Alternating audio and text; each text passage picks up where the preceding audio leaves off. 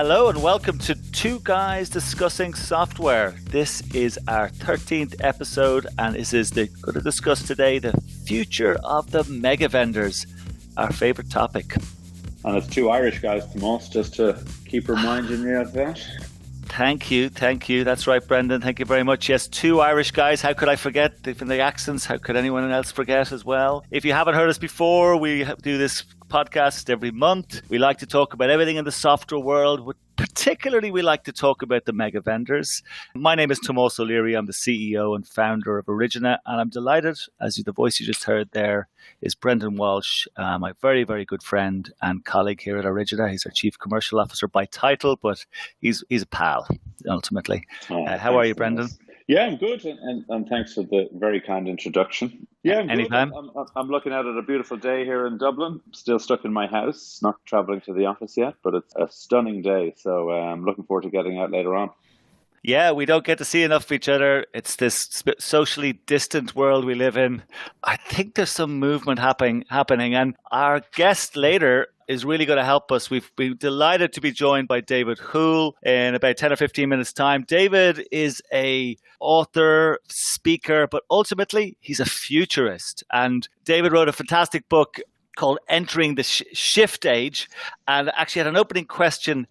Do you feel anxious about the future? So I think actually all of us will answer that question in the affirmative at this point in time. But we're delighted to have David join us later, helping us try and predict what might happen to these mega vendors. David has obviously been a Speaker of the Year for Visted International, one of the leading CEO organizations, grouping organizations in the world, actually. Massive organization. And he is well known in media and many other sources. And I've seen him speak on a number of occasions and know him for quite some time. So really delighted that David could join us, and we'll be speaking to him shortly. But Brendan, we have to start always with obviously mega vendors, but there's always one organization that we just have to have a conversation, that the IBM company, corporation.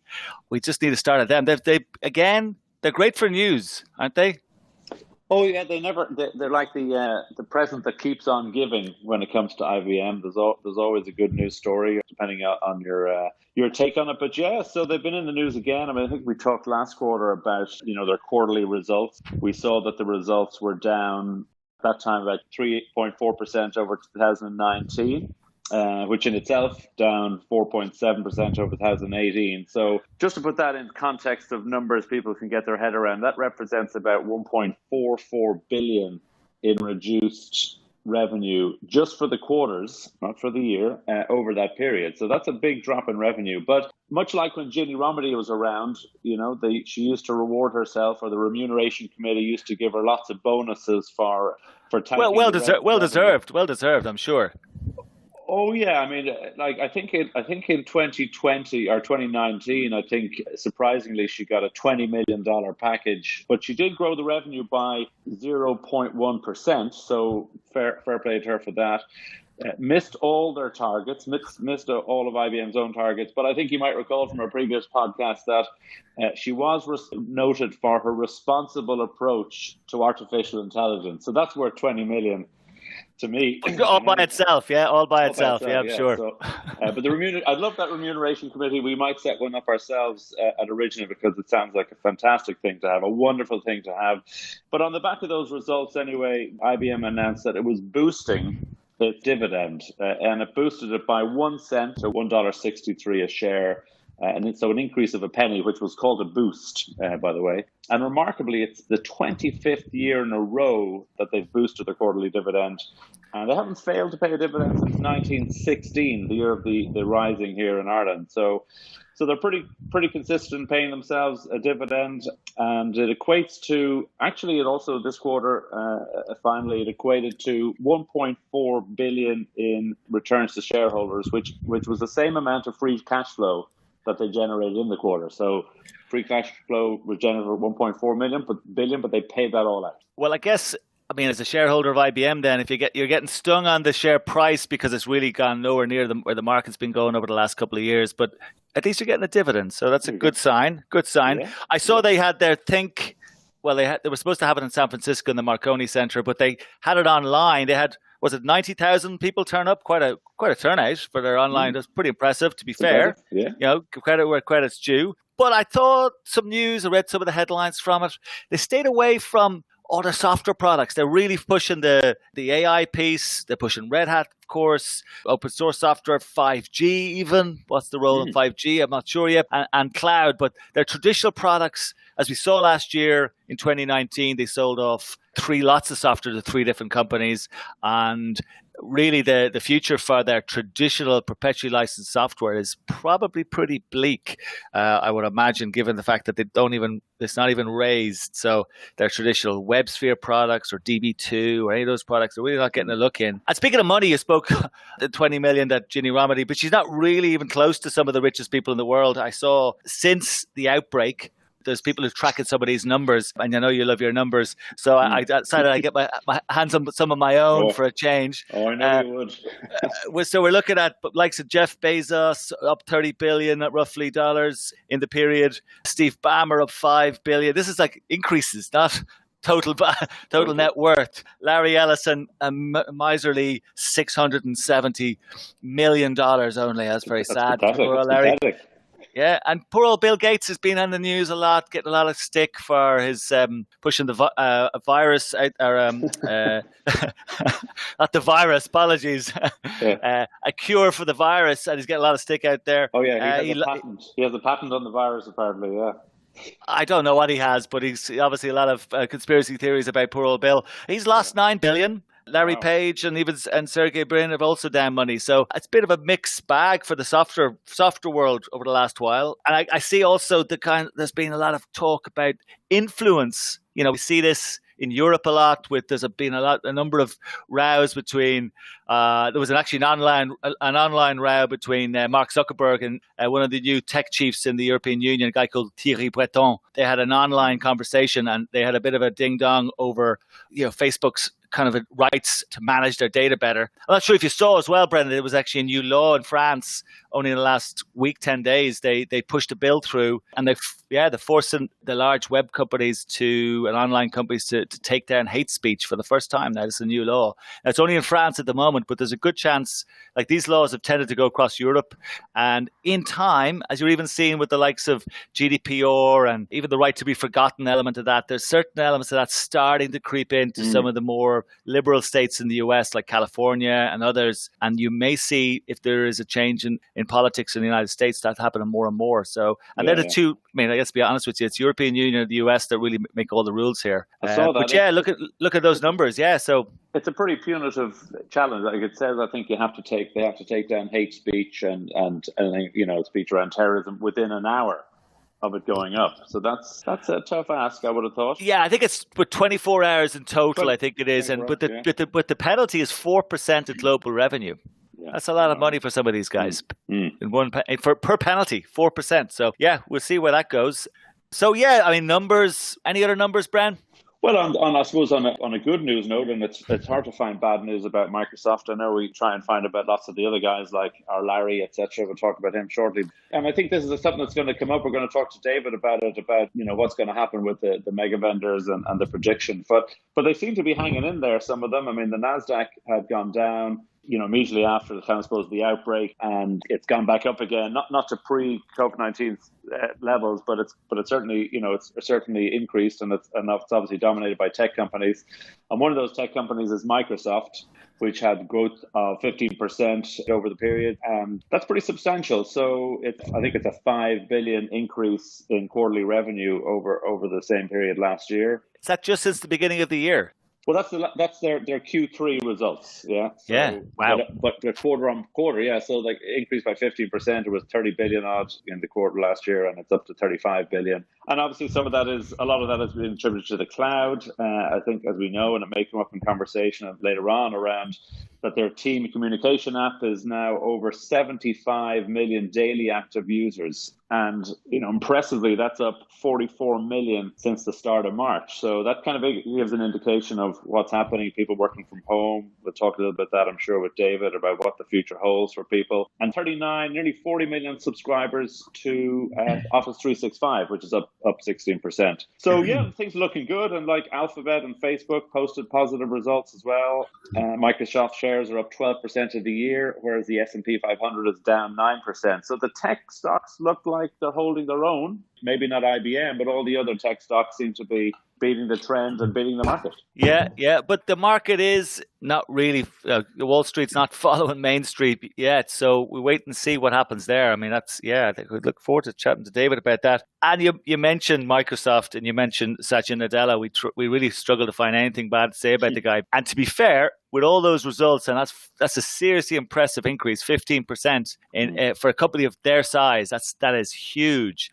But he's gone out recently and he's been telling people actually, we all saw Jack Dorsey saying everybody can work from home forever. We've had Facebook and Alphabet, obviously Google, coming out saying the same thing at least to the end of the year. He's actually come out, even though they've done really well on the back of this, he's come out and said, actually, it's not such a good idea. That's an interesting take. And it doesn't sound like marketing spin. It sounds like genuinely coming from the heart. So, I mean, I think one of the quotes he said, he was like, this remote working setup would be replacing one dogma with another dogma. So given what Microsoft have done in terms of driving the dogma of software for a long, long time, I think he's certainly making the right noises in terms of making friends in that world. But that whole online working is, between themselves and Zoom and all the other platforms, it's driven huge. I mean, I think Zoom have doubled their share values, more than doubled since the crisis started. Isn't that right? Yeah. We picked up on Zoom on our last podcast as well. To Satya's point, I suppose,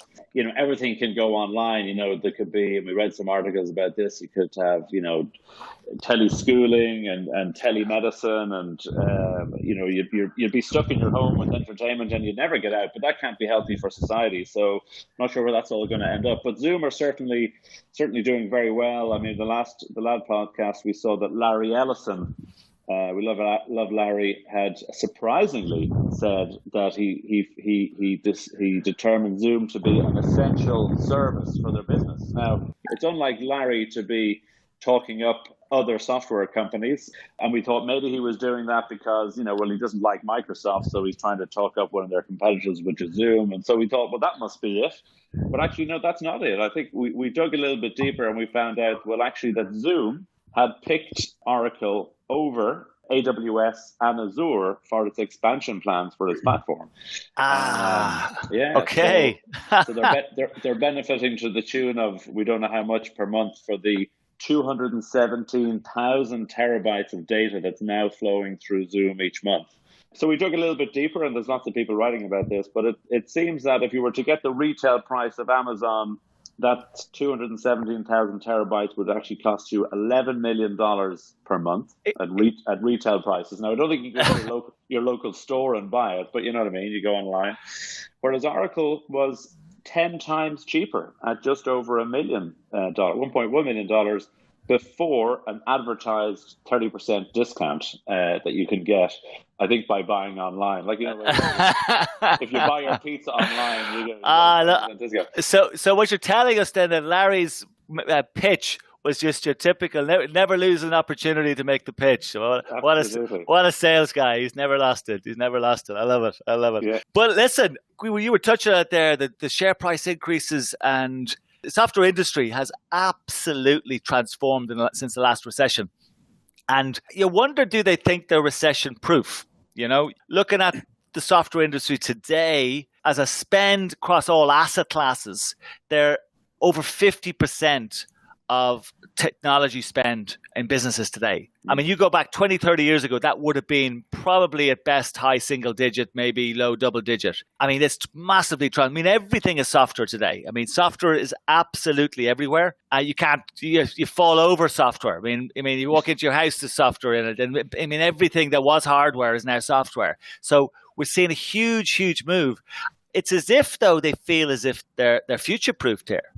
Yeah, well, it's the second highest spend category, I think, from a recent article I read to only to personnel. So yeah, it is everywhere, and it's not probably managed as well as it should be. So there's lots of software that's out there that's probably been paid for and not being used. But I think, yeah, since the last recession, a lot has changed. There was a lot more on-prem software 10, 12 years ago than there is today. 2007, 2008, everybody was still buying on-premise, software for ERP, etc. That's all shifting to the cloud. So it'll be interesting to see how recession-proof that becomes, particularly in the face of mass unemployment in all jurisdictions. But the biggest market in the world for software, the US, unemployment is at 30%. So will that cause them to be less recession-proof? I guess time will tell. Yeah, there's a podcast I follow, actually, Track Change as it's called, guys out of the northeast of the US, and they've talked about software eating the world.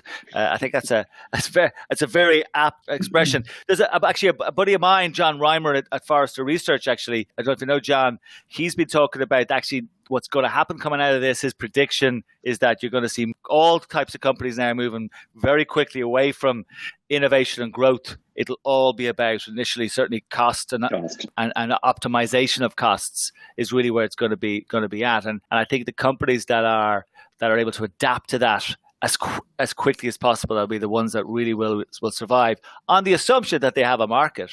I think this is really a good time, I think, to bring David Houle in. Before I introduce David, just introduce David really quickly. Again, David is one of the most renowned futurists out there. He's a trusted advisor to over 2,500 CEOs and an author of many, many books, a lecturer even to actually one of our team here in Ireland who was studied in the US, believe it or not, David. We found out after we spoke to you recently. So, David, how are you? I'm great. Glad to be on.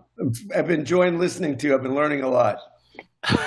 I doubt it, but certainly, hopefully, you had some fun listening in there. Where are you at the moment? I'm in Sarasota, Florida, where it's a lovely 85 degree. Well, we'll be shortly 85 degrees Fahrenheit. So, 25 degrees Celsius, I guess. We're not far behind you. We're at 65 or thereabouts in round numbers. 65 in Dublin is like 85 in Florida. Yeah, right. It feels like that here where we are today. It's great to have the good weather. At least it's keeping us. It's the one of the few things keeping a smile on our face. You've been listening to the conversation and the last topic. I'd love to get your thoughts on that. And I think I mentioned at the top of the podcast, you wrote a piece in your book, Entering the Shift Age, about do you feel anxious about the future? I'm wondering, are the software companies feeling anxious about the future? I mean, we're all feeling anxious about the future. But last time around, software companies came out and they really wiped the floor. What are your thoughts on this? Well, let me ask you a question about that, because I was listening to you talk about that. Did they wipe the floor in part because employment went down and there was a substitution of software for people? Well, they went, I think a couple of things happened, to be perfectly honest with you.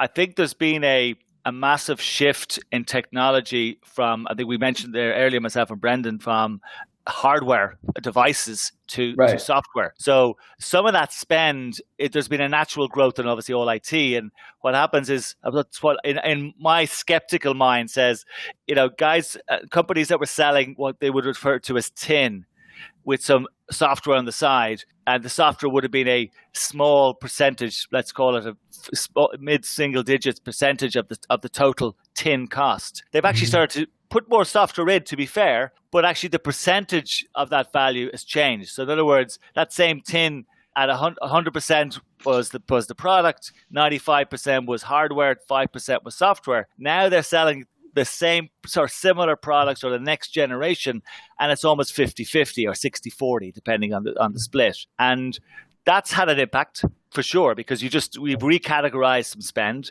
I think it's also been driven a lot by the fact that they can control user rights, or they feel they can control user rights if they have access to the software and ownership of the software. And ownership of software is less clear. Do you not think so? I don't know whether you agree with that. Yeah, no, there's several things to talk about here. Relative to ownership, I think you've heard me talk about the fact that in all the developed countries of the world, certainly in the United States, in it's starting in real estate and moving to content. We are no longer a ownership economy. We are a rental economy or an access economy. I mean, on the consumer level, we don't buy CDs. We stream from Spotify. We don't buy DVDs. We watch Netflix. And that same value is going to permeate through all levels of the economy. In other words, I don't need to buy. I just need to rent. And even Mercedes, BMW, and Audi, you can now rent a brand new car. And you can rent used cars at a lower cost than the depreciation of buying a new car for the first year. So anything that is you got to buy, it's going to swim upstream, I think, over the next few years. I think it's I need it when I need it at the lowest cost possible, and I don't want to have to put any money down on it. So, I mean, I think that's the way it's going to be in corporate America. And I think globally, the access is going to, particularly now that we've entered a recession, beyond that, a depression, right? I don't know what the UK is going to be, but certainly the United States is in a depression. The only relevant numbers to what we're seeing today is the 1930s. So when you're going to enter into depression, you have to say, okay, so what is it people are not going to have?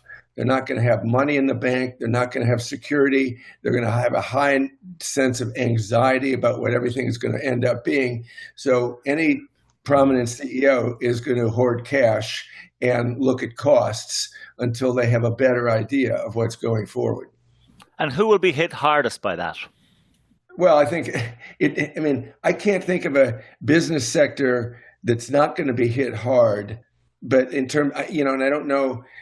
Like, for example, one of the cataclysmic businesses to be in is the commercial real estate business going forward. There's no question about that.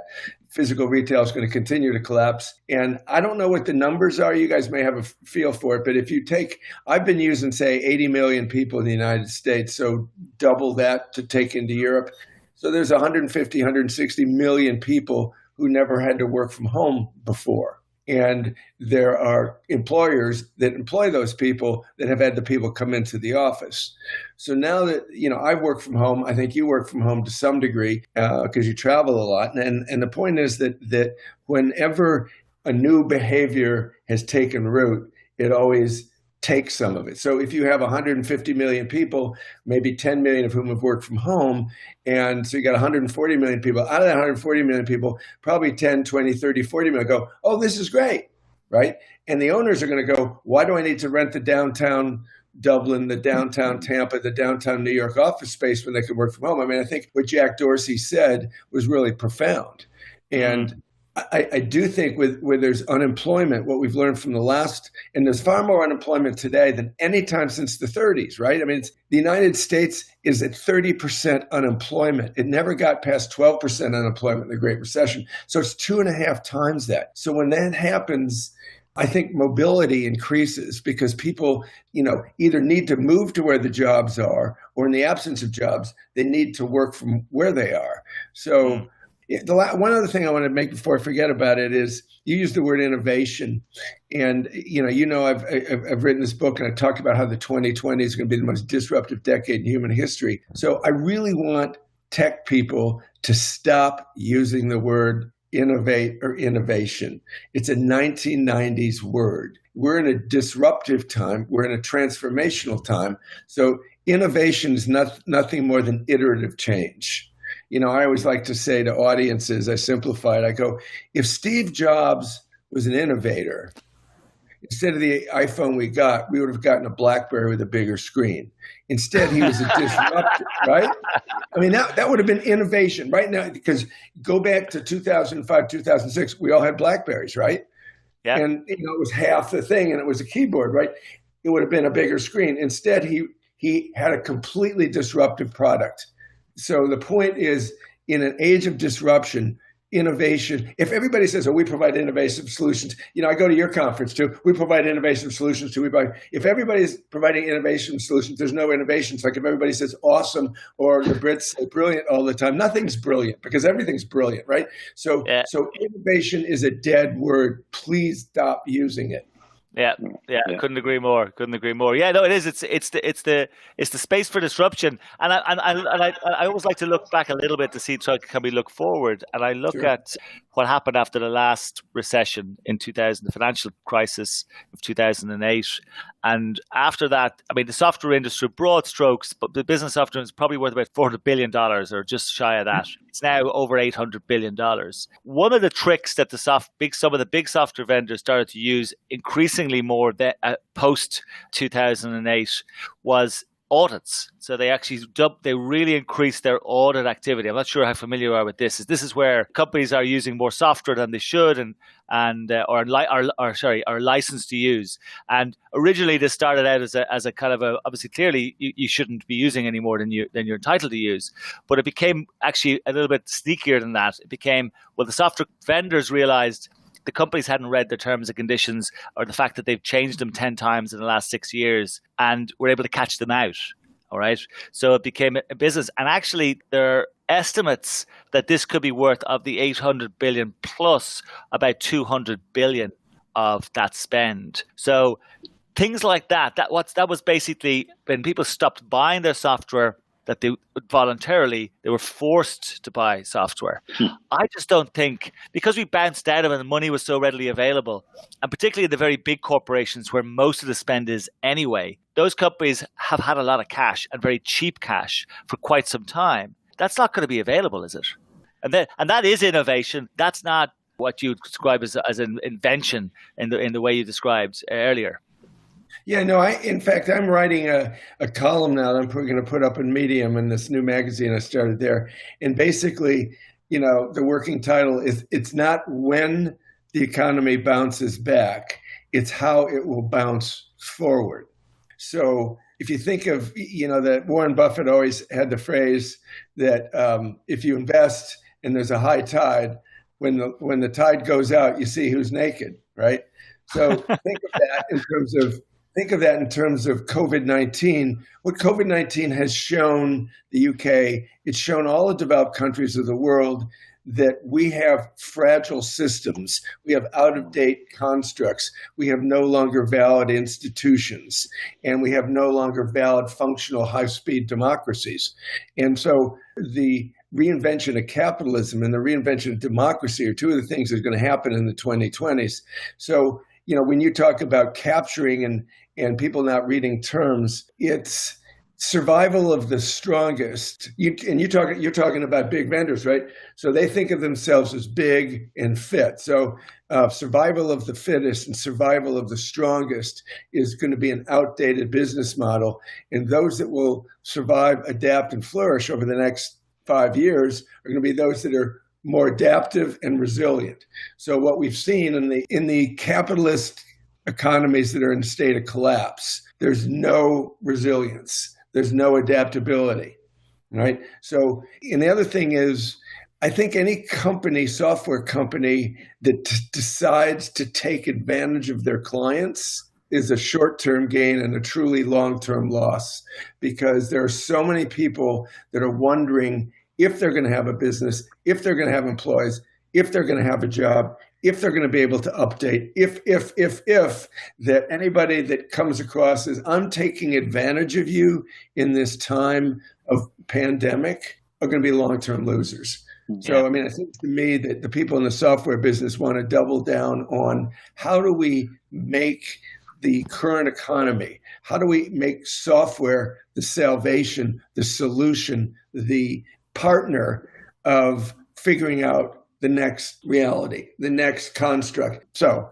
yeah, but isn't there a possibility here, David, that what will happen is, if you look at the Irish economy in relation to the business structure we have, we've got overseas capital investment mostly from the US. We've got, but half the businesses or half the employment is created by the small companies that employ less than 50 people, and they're the ones that are suffering right now. And what we've seen in the US is that the rich are getting richer. I mean, the Amazon, Microsoft, etc., they're all flourishing at the moment because more of their technology has been used, because Amazon is using its technology to enhance the consumer experience, and it's got a supply chain kind of locked down. And Microsoft is because people are working from home, it's benefiting. So is there actually, what do you see what might be happening is that this divide between the haves and the have-nots, particularly when you look at the mega vendors, that it's potentially getting bigger. As Tomás was, talking about earlier, I think the top 600, billionaires in the US have added on 400 billion to their wealth since the start of the year, and a lot of those are the top 10 of those are probably the mega software vendors. So do you see actually the shift, this divide getting bigger, and actually the mega vendors making hay during a crisis while everybody's suffering? Is that something you see happening? No, I do not. I mean, there's going to be that attempt, but it's a long-term failure. You're within the construct or the self-isolation of tech. So, you made a comment that it's the smaller companies that are suffering. Let me just suggest the airlines, which are running at 5% occupancy now. And let me suggest car manufacturers that have, I haven't seen current statistics, but the average cost of a used car in the month of March in the United States went down by 15%. So you're going to have deflation at the consumer level, right? And if you have deflation and you're living through deflation, the way that only way the big companies will grow is if they discount their prices. So market share can happen, but if it's perceived to happen as a taking advantage of rather than a helpful, it'll be counterproductive. I mean, Tomás, you talked about taking on a lot of low interest loans. Just think of the airlines industry and the automotive industry. Most of the big traditional industries have bonds at junk bond levels, right? So the interesting thing is, I think one of the reasons the stock market's going up is the stocks you've mentioned. I mean, you got Amazon, you got Facebook, you got Google, you got Apple, and they're disproportionate. I think they're 20% of the value of the Fortune 500, right? I mean, S&P 500. So that's keeping it up. If you were to take out those 5 or 6 FANG stocks, the indices would be way down. So, I think what this is going to be is, I mentioned to you before we started that I've been saying for 2 or 3 years that the future corporations will have fewer people, much more technology, and much more training. So to your point, if software is 50% of the tech spend, that will probably go up to the degree that it replaces humans and also provides really robust training for the corporate clients. And if you were to be sitting in front of the CEO of IBM or SAP or Oracle, the ones that are, I'll take Microsoft out of it because they seem to be a little bit better certainly in our view, but say the mega vendor, more traditional ones who have probably treated their clients poorly in many cases, I'd say, listen, how that leap forward you talk about, that jump forward, how would you tell them? What would you say to them to look out for the certain things that they should be doing? Well, I think that customer support and customer service and the reputation, your corporate reputation around that needs to always be improved. Remember, we're going to reinvent democracy and reinvent capitalism in the 2020s. So reinvention, the historical term is creative destruction.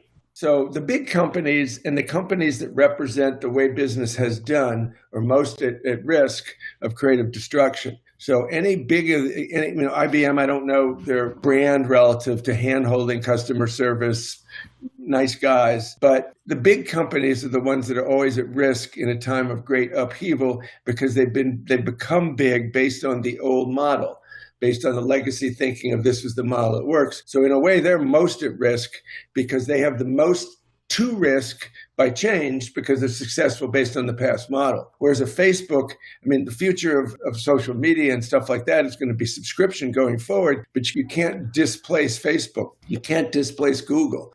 One of the interesting things that I ask you guys, because, one of the simple ways I'm looking at it is, you speak well of, Amazon is gargantuan. You speak well of Microsoft.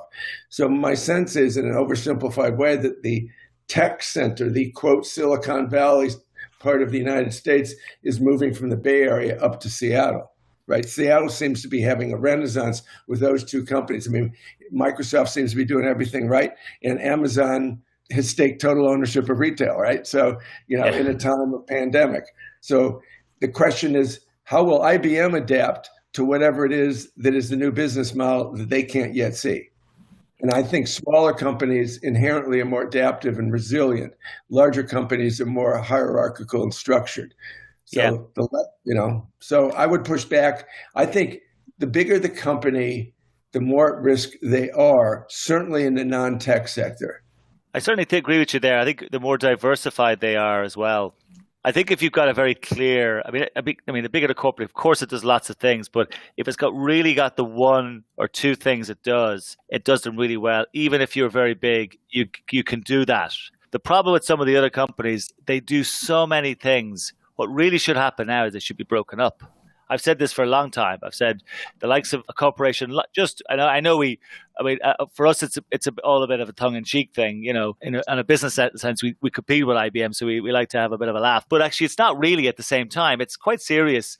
They really should. They should start to break the company up into its constituent parts, because they should have done this a long time ago. And then they would be able to deal with some of these challenges. They'd have nimbler management teams. They'd be able to adapt faster and have that resilience, as you described earlier, that's needed in like corporate resilience. It's not just the personal resilience that you have as individuals. And I love when you talk about that, because in our own company, we talk about it all the time. And I talk about all that all the time.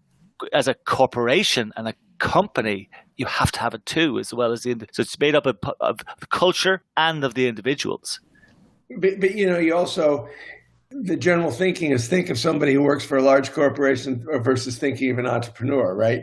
So, the cliche coming out of .com 1.0 is you need entrepreneurialism in the big corporation. Well, I don't know how well that has come in, right? So I think you're right, Tomás, that what have we seen?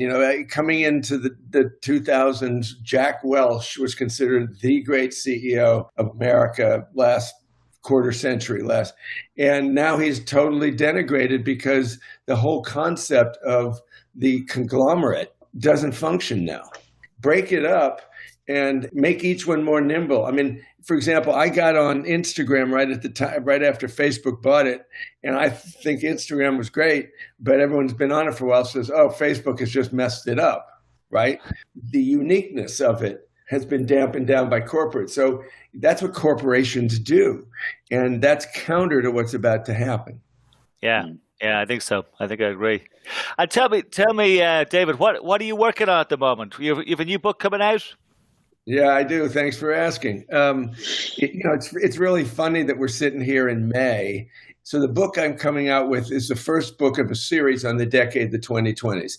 The 2020s decade is going to have more change than 2 to 3 decades. It is the decade that will determine the rest of the way the story is written in this century, or at least for the next 50 years. So there's so much change coming. So I wrote, the first book is called The 2020s, the Most Disruptive Decade in History. So sitting here on May 20th, I've been saying to people for the last couple of months, so how's the first part of the decade worked out for you, right? This is just an indication of how transformative it's going to be. People who are interested, you can go to the 2020sdecade.com and the 2020sdecade.com, and you can maybe put that up, but the book should be out next week. End of May. Yeah, and the other thing is, and you've heard me speak, as you said in the introduction, I believe that this depression is going to last at least through 2022. And all conferences this year, as you know, have been going virtual. And I think people are hedging their bets for 2021. But I think it's going to happen. So I've moved my keynoting business rather than flying all around the world. I do virtual keynotes. We talked about that. And so the two things I'm working on is moving my business where I get paid. I'm an example, right? So 90% of my revenue came from getting on one or more planes to fly to a place, to be around people all the time, to go to a convention hall or a hotel ballroom and speak to a few hundred, a few thousand people. Well, that business model's gone. So how do I reinvent my business model? Well, I don't do Zoom. I do a higher end of live broadcast quality streaming to my corporate clients.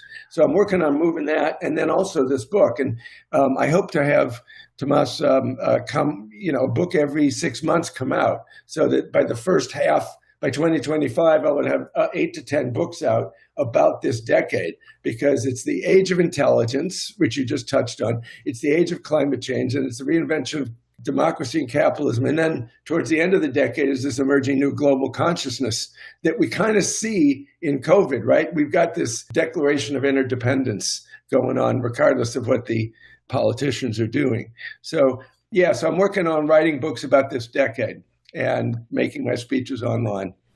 And I loved your book, The Spaceship Earth, that you wrote with Tim Rubbage. You talked about the limitations that there exist with resources and space, and the fact that actually maybe there's some good things that'll come out of this. One of this column I'm writing is, the economy is going to come back, but we can't use GDP as a measurement, right? So the book I wrote last year, Moving to a Finite Earth Economy, says we have to move to conscious non-consumption. And so one of the big things that's going to come out of the COVID-19 depression, the first depression of the 21st century, is a collapse of consumption. Yeah. And the United States has 70% of its GDP as consumption. And so the point is that at the human level and at the corporate level, purchasing is going to go way down and renting is going to go way up. And people do not have money. And by extension, corporations can't expect to get paid the money they used to get. I mean, just think about the fact that there's 30% unemployed in the United States. The most that were unemployed in the Great Depression was 25%. So They were slightly different times, though, weren't they? I mean, one was caused by poor policy decision making, and this is just a black swan event. Do you think this is going to have permanency, or do you think perhaps this is just temporary? If there was a vaccine in 6 months' time, do all the predictions change, or do you just see the world has changed forever, and the decades of change that you talked about is just being accelerated by this? This is a symptom of the times. Mm. It's not a cause of the times. Mm. I mean, for 10, 12 years, people ask questions all the time after my talk. So what about a pandemic? And I says, there will be one. In fact, there'll be several. Just as we think we've solved COVID-19, something else is going to come up. So I think this is a practice. It's really a transformation from moving to how do we live in a time of pandemic and a time of climate change, to the fact that for the first time anywhere in the world, we all were inside, right? So for the first time since I was last in India in the 1970s, you could see the Himalayas from New Delhi. You could see clear water in the Venice canals. You could see sunlight coming in places there wasn't. 7 million people did not die in Europe alone just because of COVID-19, because they weren't breathing polluted air. So what COVID-19 has taught us is, as a species, we can collectively do something big, which is what we'll have to do to face climate change, which is what we'll have to do to adapt the whole work landscape to the age of intelligence. So, brilliant. COVID may have been a trigger, but it showed it showed me as an American that it's not about whether it's big or small government, but government is to be there when the people need it. And I think the examples pretty much around the world have been that the government wasn't ready to take care of the people. Yeah. And hopefully we'll end up with new measures and a fairer society at the end of it. I think that's a good point to leave it. David, listen, it's been fantastic and fascinating talking to you, as always. I wish you the best of luck with your upcoming book. As soon as it's out, we'll put that 2020decade.com link up on our website and our podcast. And we will be talking again very, very soon. Thank you very much, David. Right, thank you. My pleasure listening to you guys talk. I hope you get a lot of listeners. Take care. Have a great day. Brendan, so we're going to wrap up. It's been another interesting month. I hope to get to talk to you again next month. We're going to have a podcast next month again, sometime in the middle of June. I'm sure we'll be speaking before then, won't we? Well, I think we may be allowed out this week in groups of 4, as long as we meet outside. So you never know. We might meet up towards the end of the week. I'll have to check to see if that's okay. Very good. Listen, thank you, everybody. Thank you for listening. And thanks again to David Houle. Fascinating conversation. Awesome. And look forward to talking to you in the future. Thank you.